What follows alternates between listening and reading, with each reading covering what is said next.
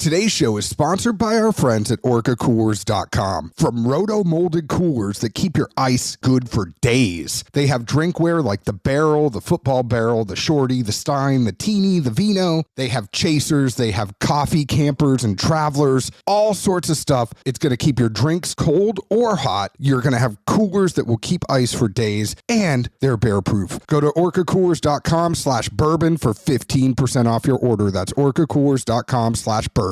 Today's show is also sponsored by our friends at Old Limestone Mixing Water. It is the mixing water of Kentucky bourbon. We are firm believers here at Dad's Drinking Bourbon. Drink however you want to drink. You want ice in it? Put ice in it. You want to put some water in it? Put water in it. If you're going to put water in it, use water that was filtered through limestone in an aquifer that's 130 feet under the ground. Old Limestone's unique Kentucky limestone aquifer produces a rich, velvety, smooth water with hints of calcium and magnesium, which amplify flavors. Yet with no iron at all, you can make bourbon anywhere you want, but 95% of it is made in Kentucky because the water is special. Use Old Limestone water to mix. Take the taste test. Pour a bourbon neat. Sip it. Now add Old Limestone. Swirl it and sip again. Check out Old Limestone at oldlimestone.com, or they're available at a store near you or online. What you got for me, Zeke Baker? Let's see here. Here's a good one. I ran across, I guess about a week ago now. I pick up the kids from school, bringing them home. Turns out Charleston lost a tooth while he was at school. Well, I'm immediately like, oh, shit. I don't think I have any cash. That's the number one thing. Like, nowadays. Exactly. And I think me, like most people, don't really keep it or carry it a whole lot. So, I'm just immediately like, oh, shit, what am I going to do? Like, I can't let him down the tooth fairy. Like, man, sorry, I guess it missed Dad's house. I don't know. So I'm scrambling around, like looking through pockets in a backpack, looking through old jacket pockets. Finally managed to scrape up a bunch of singles. So I've got 10 to put under his pillow. So at least he's got something. And I hear him the next morning like, what is this? Why did the tooth fairy leave me all these folded up dollars? And I'm just laughing like, well, bud, maybe they wanted to see how well you could count. I don't know. But, some money's better than no money. Parental tip for the day from DDB. Keep a small stash of some petty cash if your kids are of the tooth losing age.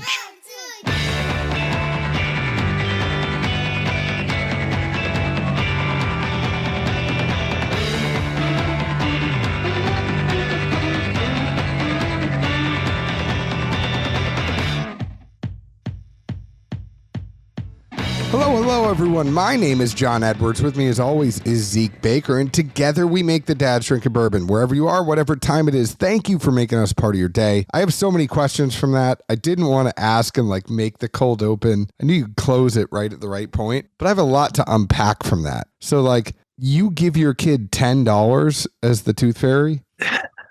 You have nothing? You're just going to look at me. There's two different, depending on where my kids are staying and when they lose their tooth, I suppose, instead of teeth. Two different tooth fairies are involved, if you know what I mean. And he wasn't with me for the first one he lost. So I've been trying to downplay the amount that was given by the other tooth fairy. Man, I need that other tooth fairy in my life. We'll call that dad counseling tip number 2 for the episode. We had Sophie lost a tooth, and I think we scrounged together. One day we were stuck and had to give a 5, and then we scrounged a 3, because she had one, not a $3 bill, but we scrounged $3 because we didn't have, it was one of those days where she lost the tooth. It was 7:30 at night. What the hell are we going to do? We're getting her ready for bed, and she lost a tooth. And then you're like, oh shit, now I really can't go out anywhere. I'm like, I wonder if the tooth fairy brings quarters, because I got a whole bunch of quarters. I could get something together. It was awkward. We found $3. We just figured at this age, she's just going to having multiple. But problem is she knows math too well now. And she knows that 5 is more than 3. So she's like, why'd the tooth fairy bring 5 and then 3? We're depending on the type of tooth you lost, it's worth more money to the fairy when they're mining your teeth. But if you're both there, then theoretically one person could have run to the store. But when it's a single parent with 2 kids, I can't run to Kroger at 9 o'clock at night or whatever. That makes sense. You do have to have some petty cash on hand. I remember the movie Don't Tell Mom the Babysitter's Dead. Do you remember watching that one when you were growing up? I remember the movie. I never liked it. No, I mean, but the funny part is the whole thing is she gets that fake job, or not a fake job. She fakes getting a real job, and they just have petty cash. So she just starts spending the petty cash that's in the office. Whenever somebody says petty cash, I think it Don't Tell Mom the Babysitter's Dead. But the true ringer to the story, though, is so when I'm looking through this backpack, because I'm like, I usually keep like a fair amount of singles in there for when I travel, because I'm at the airport and I get jammed up and I need to tip somebody or, whatever. It's just those times you need cash because it's more convenient. So I pull this thing out and I start counting to see how many singles I have. Well, then in the middle of the fold, there's 3 hundos. I'm like, oh, shit. I needed to go through your bag. Look at Moneybags Baker over here. Man, I did not know it was there. I was like, oh, well, this ain't going to the tooth fairy. It's going to Dad. Yeah, Dad's going out to dinner. That's what's going on. I have a question for you. When you sleep, do you dream a lot, or do you remember your dreams? Or are you a vivid dreamer? Tell me about your dreams. I don't. I very rarely hit the REM sleep cycle. And normally if I even start dreaming, it's usually so vivid and awkward. I just wake up in kind of like a funk and then slowly doze back off. But yeah, I bet I could count the number of times I dream per year on one hand. It's awkward? Like it's so vivid, but like weird shit going on. You're like, whoa, what just happened? Like, oof. And then you just kind of lay there like, hold on, I'm in my room, in my bed. Everything's fine. I'll put something on TV. Not off another 20. Ladies and gentlemen, this is Zeke Baker in a nutshell. But no, I mean, I'm the same. I pretty much, at this point in my life, wake up on the hour every hour. And I don't know why it happens, but I just sit there all night. And it's like, I think when you get old, like when you get to a certain age, you just wake up a lot. I mean, I don't do that. I don't fall into that REM phase. Might need to get your prostate checked, bud. Oh, man. Well, this was Dad tip number 3 from the episode. I still have that lingering cough. Don't make me laugh. That's what they're going to tell you to do when they check your prostate, bud. Yeah, they are. I hope they take me out to dinner for $300 first. It's almost that year. Did you get yours yet? Dude, I'm not that old. I don't have any familiar factors to where I need to go. I think it's 45 or 50 for me. But like at 40, don't you have to start getting a colonoscopy and stuff? That's only if you have a family history, as far as I know. Oh, so you can wait till you're 45, 50? I think that's the guidelines. Interesting. Well, speaking of dreaming, today we are drinking Dream Spirits Batch 1, which consists of 95% 6-year-old bourbon distilled in Indiana and 5% 16-year-old bourbon distilled in Tennessee. This blend was then married in a stainless steel tank for 7 days to allow for further mingling of flavors. A total of 4 barrels were dumped for this batch. Most of the batch is bottled at 100 proof, with a very small amount of bottles being bottled at full cask without any water being added. This Dream Spirits is out of Washington, D.C. It is Prav Saraf and his father. For those of you that know, Prav is a good friend of the show. He's been on the show, has a great episode with us. He is the owner of one of the preeminent liquor stores in the country, and this whole brand got started for his dad, which is pretty cool. So his dad in 1989 came to the US. In 1990 he got his first liquor store job in DC. In 1995 their family purchased their first ever wine and liquor shop in DC. 11 years later, Prav's dad came to him and said he wanted to launch Dream Spirits. They started working on it in 2020. Their first ever single barrel bottling was in 2021, and their first ever small batch blend was in 2022. In addition, their first ever private single barrel was released in 2022, and it just so happened to be Dad's drinking bourbon. Woot, woot. Do you have any questions on all any of this, Zeke? No, but I did think we should throw out the disclaimer. Like I said, Prav's been on the show. I think anyone that knows us and, has seen social media over the years, obviously he's a very close and dear friend. That's probably an understatement. But that being said, like anything else, we're going to give a fair and honest review. If anything, if especially how I and usually John can operate, and the nature of our relationship with probably most of our close friends, that's who we're going to heckle and give the hardest damn time to. So if anything, I felt like going into this, we're more likely to be an asshole, I suppose, as opposed to giving anybody a free pass. Yeah, I mean, I almost spit this whiskey out the first time I tasted it, but I'm kidding. It's not. But anyways, what did you think about this whiskey, Zeke Baker?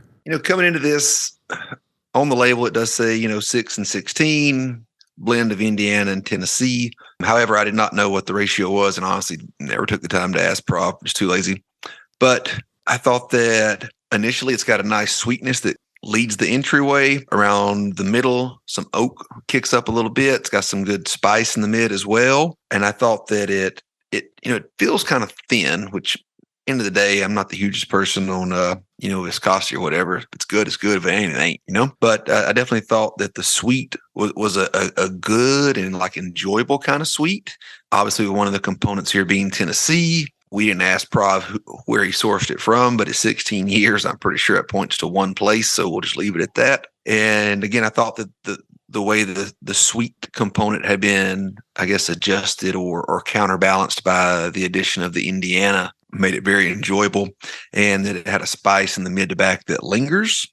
The sweetness to me, I tried to put some kind of identifier on it, and all I could really come up with was maybe either almonds or maybe even like a macadamia nut. I don't know. It threw me for a curve. It's something I've tasted before. I just literally couldn't pinpoint what the flavor was. Yeah, that flavor screamed Tullahoma to me, where, I know it's only got 5% in there, but that kind of nuttiness I was getting in some of the stuff I've had from a certain distillery down in Tullahoma. But, I think the nose is very much Tennessee whiskey and vanilla, if you're asking me what I get. And it's better than saying vanilla and Dickel, but I definitely get that on the nose there, but super, super sweet nose. I think where that Tullahoma presence comes through is definitely on the nose and the finish for me. And the middle is a great blend of that Indiana and Tennessee coming together and mingling and kind of dancing and swirling. But the finish for me has some nuts on it. Front of it is definitely sweet. I think knowing it's 100 proof, the viscosity doesn't really bother me. I think it's the right viscosity for the 100 proof. I still think I get a good amount of coating in my mouth with the caramel and vanilla aspects of the pour. But I know it sounds like I'm being really weird, but it is a very good, enjoyable pour. The one thing I don't know on this Zeke is how much it's going to be. I know barrel number 1 and barrel number 2 were both $100. I have no idea. The small batch bourbon is $79.99. There it is. Never mind. Dream Spirits, batch 1, small batch, 100 proof, $79.99. It's sweet with some nutty characteristics and a lot of candy. Just a lot candy on this one. And that was what I thought stood out the most to me, honestly, was simply that I've been very vocal as that a lot of times what comes out of Tullahoma may not be my favorite products to consume. And I thought this, however it mingled and kind of, curbed or shifted that sweetness or the initial hit you get from normal Tullahoma really synergized well. I remember this was 2 or 3 years ago, you and I bullshitting one night, and when people had first started sourcing, that was becoming more of a thing. You started to see blending pop up a little bit, and we were laughing, saying, well, whoever's going to win the race at the end of the day is going to be who can figure out how or what to mix with Tullahoma to get a unique and also really good flavor, because it's going to be out there, and to some degree, it's going to be out there and more readily available things. But what do you put with it and how to craft your own product, again, that is also enjoyable? I totally get what you're saying there. And you're right. Even though you were defending me, you're right. But we had that conversation. It was a long time ago we talked about that. But I mean, I think it still resonates even more now that, you see MGP, with at least the words that we hear is, they're not accepting any new, contract distilling. Some of the people that were, I guess, like per diem or whatever you call it, kind of got cut off. So, I mean, it's getting tougher to get juice. And so if you got to make do with what you can find, you've got to be innovative and really spend the time and the effort to work with what you have and find an enjoyable product, hopefully. I get what you're saying. It's all you can do. Well, I thought, also we should not so much true to form, as I'm tasting this and going through it. Like, we've picked a Prov more than a handful of times. It's always a fun experience, but I mean, I can't think of a single time where he and I really agreed. Like the time we went to Jack and there was the barrel I was just in love with and he was not at all. But luckily they let us take both and we sold them and had a good time and made some fun out of it. But I really didn't think this was the Prov profile. Not to slide a handshade at him, but normally he's a little more oaky and a little different. And he and I don't find the middle ground as much. But I mean, I enjoy this pour. It's pretty good. No, I would agree with you on that. I definitely enjoy the pour, and it's pretty good. But you know what I mean? Like he's usually more oak than we are because we're usually on that sweeter side. Oh, yeah. I mean, when we do JDBP with him and we're like, hey, we like crushers. And he's like, yeah, I like complex things with oak. Like, it's just. Yeah. So when the sweet hit on this one on the front end, I'm like, oh, did he blend this? Maybe his pops did it. I don't know. We'll have to have a follow-up conversation. But I can't imagine anyone that enjoys bourbon whiskey not enjoying this very bluntly. Mm-hmm. I was actually just taking another sip of it then and enjoying it. But anyways, y'all go to dreamspiritsdc.com. That's dreamspiritsdc.com. Check this out. It is kind of a cool story about a father and a son. Zeke, speaking of stories, people can hear our story and listen to our story and follow our story on Facebook at Dad's Drinking Bourbon, Twitter at Bourbon Dads, Instagram at Dad's Drinking Bourbon. Please leave us an open and honest review, just like we leave open and honest reviews about the whiskey we drink. Zeke, where else can the folks find us? They can find us in good old Nashville, Tennessee, and it is also, in addition to what John mentioned earlier, this drop for this product will most likely be in Prov's Facebook group. It's called Prov's Picks. I think this is going to be a pretty limited release initially, and most all the bottles will go through there, I'm pretty certain. Awesome. Cheers. Ciao.